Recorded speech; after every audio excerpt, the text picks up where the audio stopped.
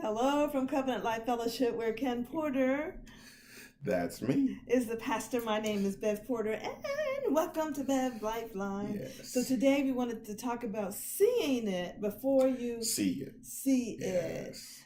More specifically, how do you learn to trust God in the midst of turmoil, in the midst of confusion, in the midst of living in a world where hate crimes are accepted, at least in some parts of our community?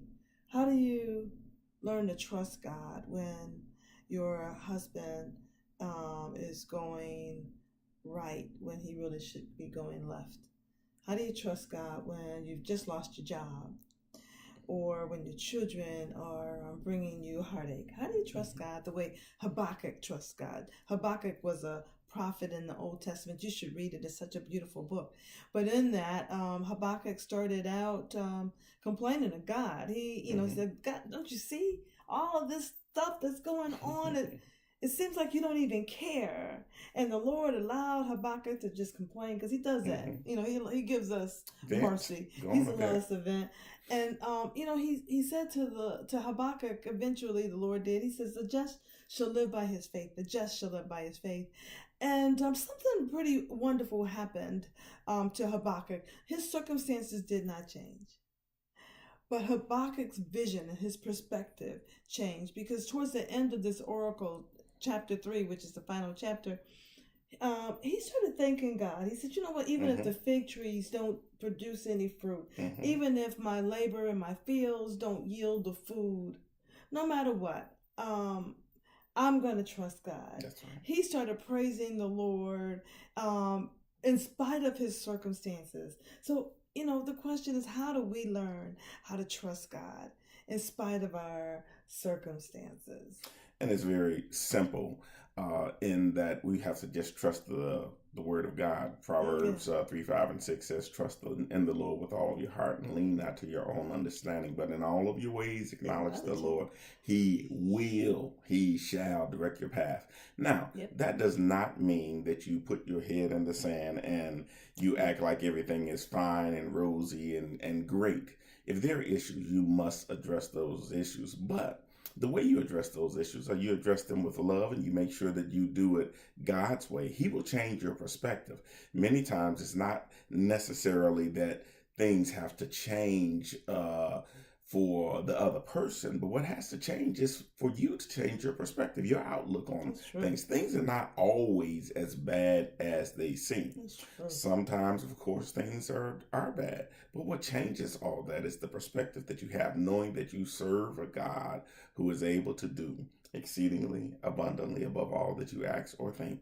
And we have to trust him. We have to see it before we see it. Brothers, you have to see. If you really want to have that physique like me and have them guns, I can't even get them all in the I can't get them all in. But I would flex for you, but then I tear the shirt up. But anyway, you have to see it before you see it. Before you see it. Yes. Actually, even in our marriage, I had to see it before I saw it. There were times when I didn't think that Ken cared about certain things that was going on in our life, right? Because he's got this temperament that's like this, steady as you go. You don't see a lot. And so I interpreted that as him not caring.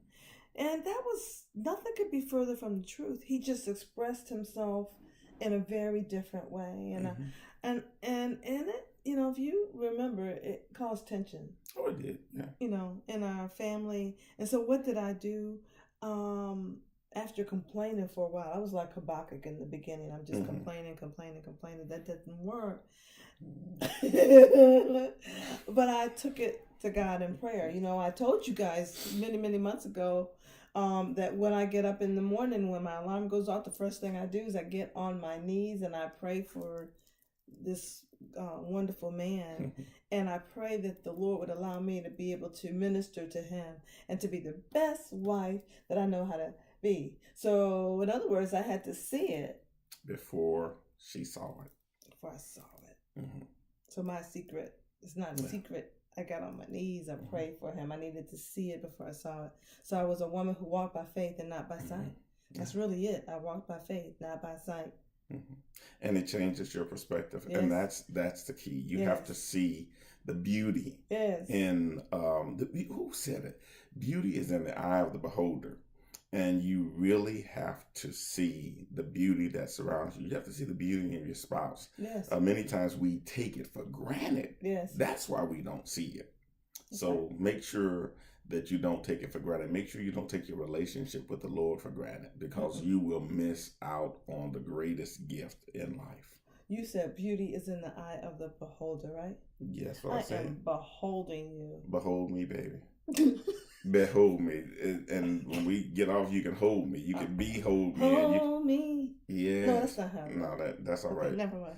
We'll anyway. get to it. Yeah. Yes. Yes. So we need you to see it before you see it. This is ministry. Yes, so what we need you to do is share it, and we need you to like it. Like it. Know that we love you infinity. Yeah. Have a blessed week. Bye for now.